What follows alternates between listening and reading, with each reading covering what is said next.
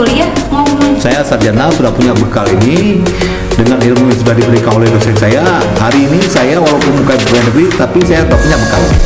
Nah, saya kemana kan bekal ini dimanapun Anda berada, dan khususnya belum pegawai negeri, supaya ilmu Anda tetap abadi, jangan sampai merosot di tengah perjalanan. Teruslah berkarya, berkiprah dalam bidang Anda, menjadi guru ataupun menjadi pengurus cabang olahraga, baik itu pelatih maupun menjadi pembina olahraga di daerah.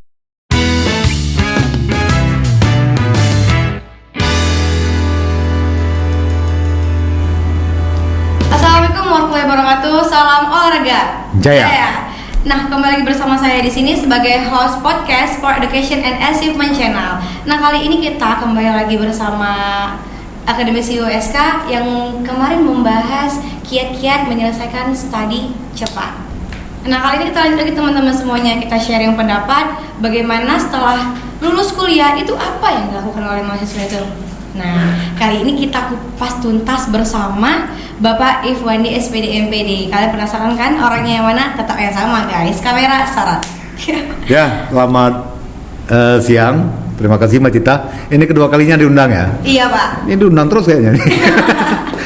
Kemarin itu kita ngomong bagaimana kiat menyelesaikan kuliah cepat gitu kan. Nah sekarang timbul problema yang lain tuh. Selesai kuliah mau kemana kan gitu. Tapi tunggu dulu Pak. Kali ini kita ada yang lebih spesial lagi nih Pak. Nah kali ini kita ditemenin oleh Sony Juice. Oh ya. Kita ditemani oleh Sony Juice teman-teman semuanya. Oke, Bapak tahu Sony Juice ini di mana? Kurang tahu ya, di mana tempatnya ya? Di Punge, Pak. Oh, di Punge. Bapak kalau misalnya haus-haus ke Punge minum Sony Juice, jangan lupa singgah di Sony Juice. Oke, mantap. Rasanya alami, nanti bakalan kita coba. Ya, terima kasih. Nah, kembali lagi Pak. Nah, seperti yang tadi kita bahas, mahasiswa setelah lulus kuliah mau kemana? Oke. Nah, jadi selama ini itu salah satu problema ya. Kita bilang penerimaan CPNS bukan hanya di Aceh. Di Indonesia itu dapat kita bilang relatif kurang gitu. Kadang-kadang dalam tahun tertentu itu nggak ada diminta pun seorang pun dari program studi tertentu. Ya termasuk dalamnya program studi kita PJKR. Sehingga mahasiswa setelah selesai kuliah bingung ini mau kemana. Nah jadi ini mungkin kita tukar pendapat ya. Apa hal-hal kreatif yang bisa dia lakukan di saat dia masa tunggu mendapatkan pekerjaan yang sesuai dengan bidangnya, kan gitu. Nah, jadi seperti yang kita lihat selama kita kuliah di PJKR ini, kita kan dibekali dengan cukup banyak ilmu sebenarnya. Ya, yang pertama setiap perguruan tinggi, setiap fakultas di USK kita juga itu pembagian mata kuliah itu kan ada MKU. MKU nggak usah saya sebutkan lah, pada tahu semua para mahasiswa itu. Kemudian ada mata kuliah yang menjurus ke pedagogi itu, MKDK namanya. Apa itu? Profesi pendidikan, landasan pendidikan, filsafat pendidikan. Lebih mengarah. Iya, lebih mengarah, termasuk dikerucutkan ke strategi belajar mengajar dan sebagainya. Nah, di samping itu ada satu lagi. Apa itu Pak? Mata kuliah yang mendidik bagaimana dia itu bisa profesional. Mata kuliahnya Pak? Ke bidang studinya. Paham kan? Paham. Nah, apa itu? Ke bidang studi berarti lebih ke profesi guru. Profesi guru, bukan profesi guru kan tadi udah secara umum pedagogi itu. Kemudian ada mata kuliah jurusan, ya semua mata kuliah praktek dan mata juga kepelatihan.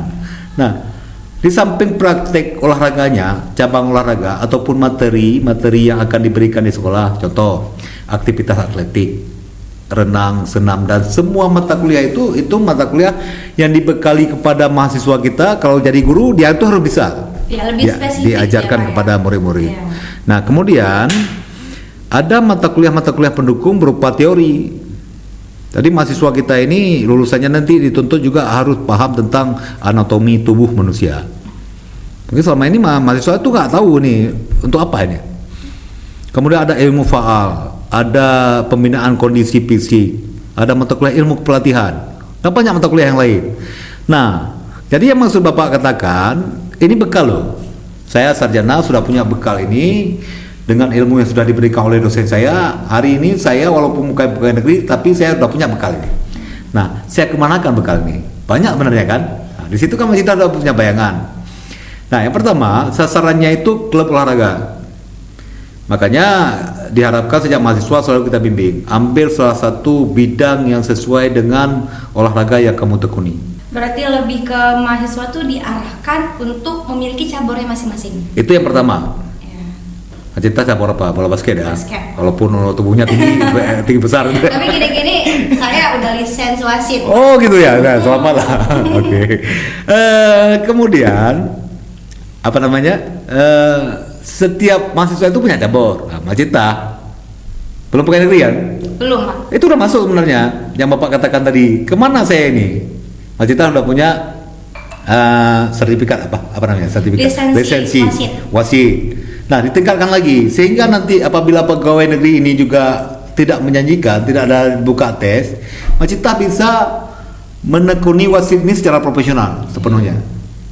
Nah, begitu juga dengan teman-teman yang lain dah selesai kuliah atau kemana, pilih salah satu bidang yang dia tekuni tersebut.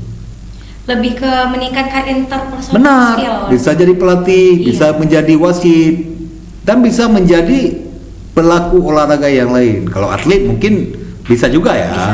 tapi kan waktunya terbatas nih. Dia tamat kuliah rata-rata usianya sekitar 22 atau 23. Rentang dia berprestasi tinggi itu cuma mencapai waktu 25 tahun. Kenapa? Golden age olahraga itu ada pada usia 25 tahun. Benar ya? Benar, Pak. Nah, samping satu lagi itu ada olahraga pendidikan. Apa sasarannya? Sekolah. Dia carilah lowongan kerja menjadi guru kontrak di sekolah-sekolah di mana-mana.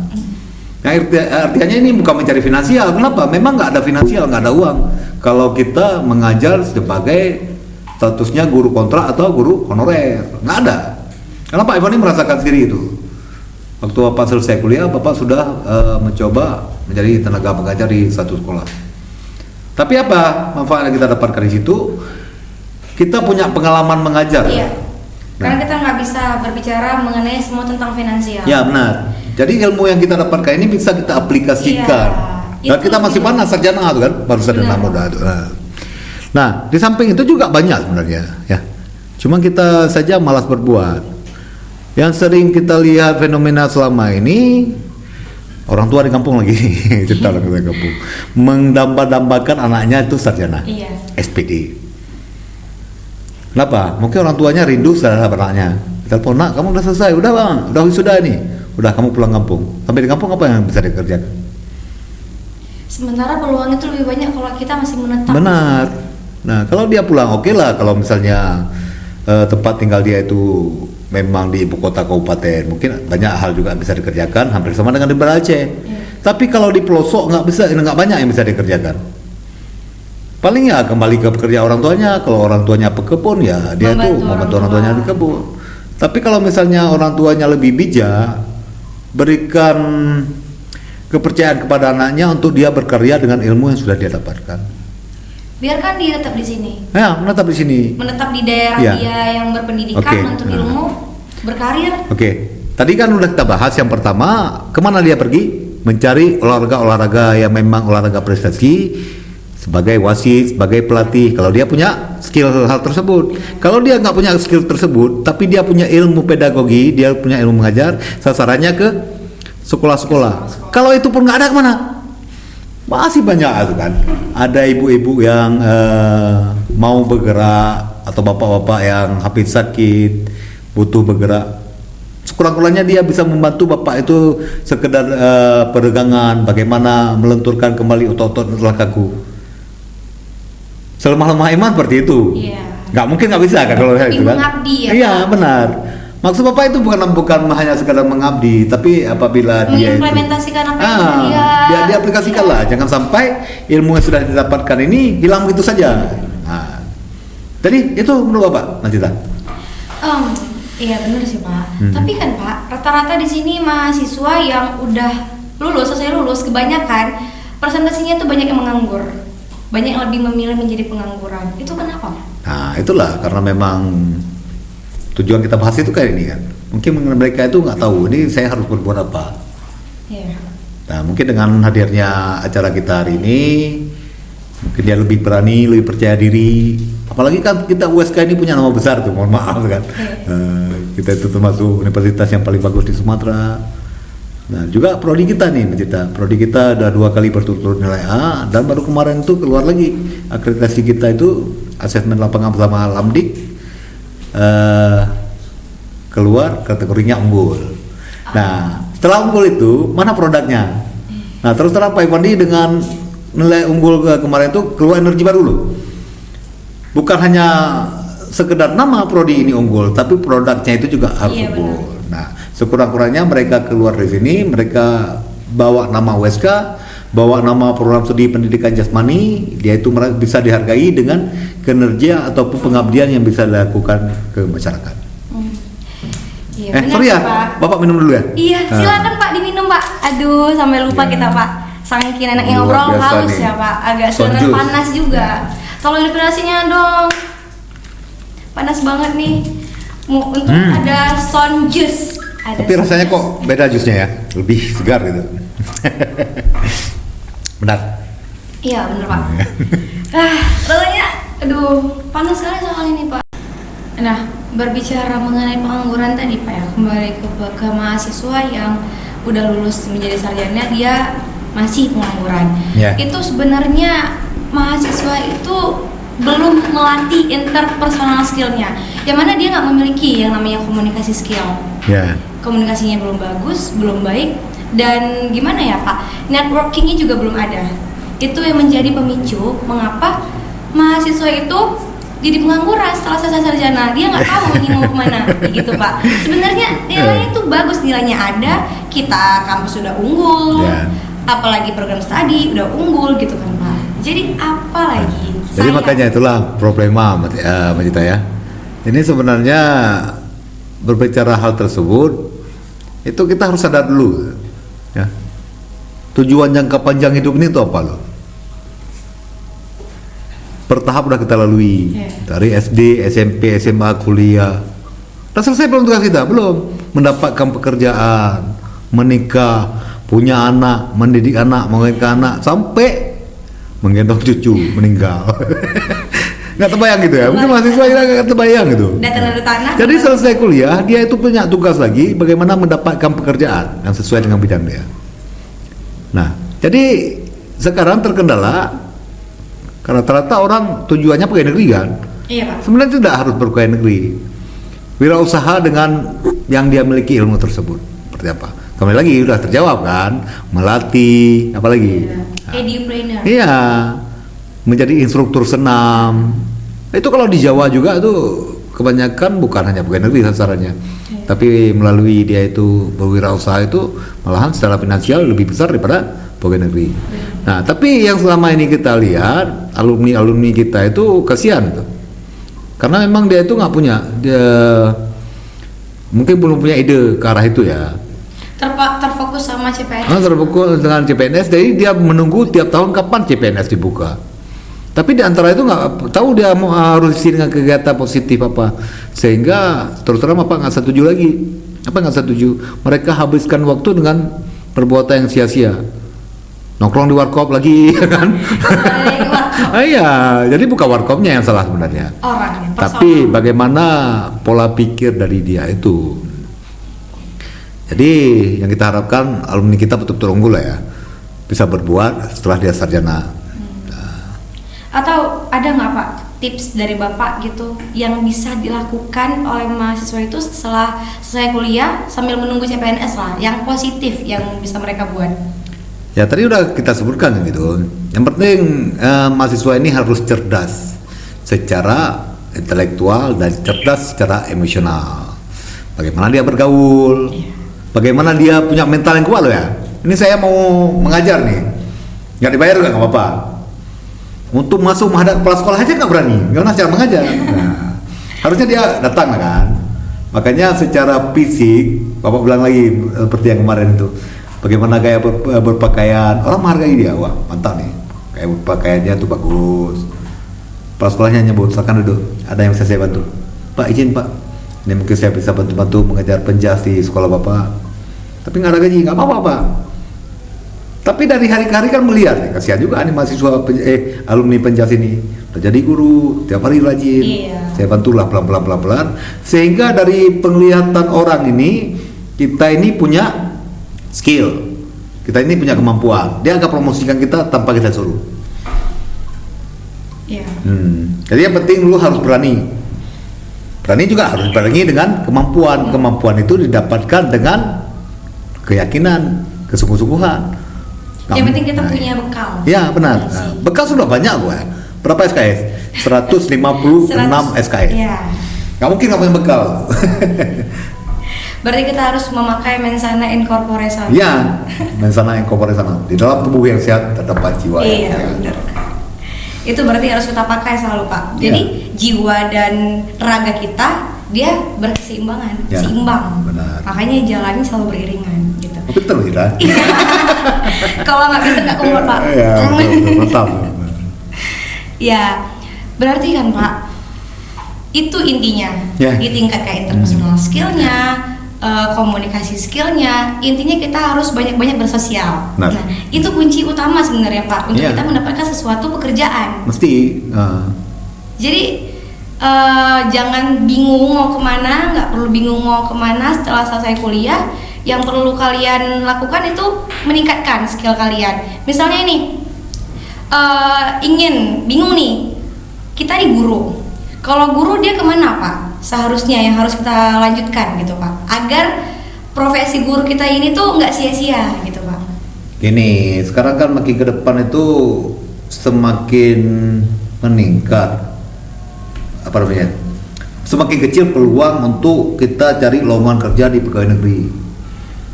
Keluar undang-undang tentang guru dan dosen, guru itu harus memiliki sertifikat. Nah, Ke depan beberapa, mungkin tahun ini udah berlaku ya? Apa nggak tahu deh. udah berlaku. Itu alumni Fakultas Keguruan belum boleh mengikuti tes CPNS menjadi guru sebelum dia punya sertifikat pendidik. Satu jalan untuk memiliki sertifikat pendidik itu melalui jalur pendidikan profesi guru PPG. Nah, Oh, berarti intinya setelah lulus S1 lanjut ke PPG lagi. PPG lagi. Itu Pak, kalau misalnya kita mau masuk PPG nih, Ah. itu kita bayar nggak Pak? Sekarang kan kendalanya di mahasiswa ini tuh mengenai apa namanya? Mengenai uang gitu. Mereka kayak terkendala dengan uang. Takutnya nanti setelah mau lanjut ke pendidikan yang lebih tinggi itu uang lagi gitu. Kalau uang kayak gitu istilahnya kalau orang Aceh bilang kan Pak. Jadi makanya itu mungkin yang menjadi kendala bagi mahasiswa itu sendiri untuk meningkatkan tujuannya gitu.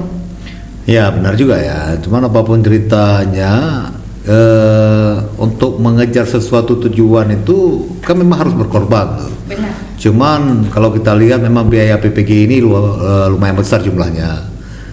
Mungkin kita harapkan ya pemerintah mau subsidi sehingga beban untuk menuju PPG itu juga tidak terlalu berat. Sebenarnya bukan uang loh Pak Cita, bukan uang, tapi rata-rata banyak yang belum lulus mengikuti tes itu karena kemampuan akademiknya itu masih kurang, di situ kurangnya.